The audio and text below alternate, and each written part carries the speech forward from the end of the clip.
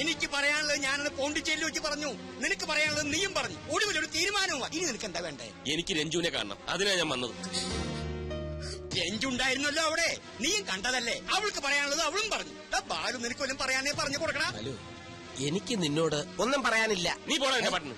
അമ്മാവ തമാശ കളിക്കാനുള്ള നേരമല്ലത്. രഞ്ജുവിനെ കണ്ടിട്ടേ ഞാൻ പോവും. എനിക്ക് അവളോട് സംസാരിക്കണം. പക്ഷേ അവൾക്ക് നിന്നോട് സംസാരിക്കണ്ടെങ്കിലോ? എല്ലാം കേട്ടോണ്ട് അകത്തിരിപ്പുണ്ട്. സംസാരിക്കാനേ പറയാനുണ്ടെങ്കിൽ ഇറങ്ങി വരില്ലേ? അവള് വന്നില്ലല്ലോ. നീ ഇനി ആരെ കാണാനീ നിക്കണേ? പിന്നൊരു കാര്യം, നീ നേരെ ആഫീസിലോട്ടാണ് പോകുന്നെങ്കിൽ അവിടെ പോയിട്ട് കാര്യമില്ല. ആ കസേര ഞാൻ മാറ്റിപ്പണിയാൻ കൊടുത്തു അല്ലേടാ.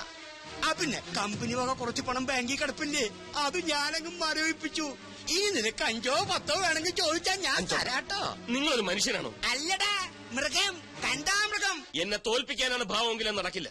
രഞ്ജു എന്റെ ഭാര്യയാണെങ്കിൽ അവൾ എന്നോടൊപ്പം ജീവിക്കും. അവൾ എന്റെ മോള്.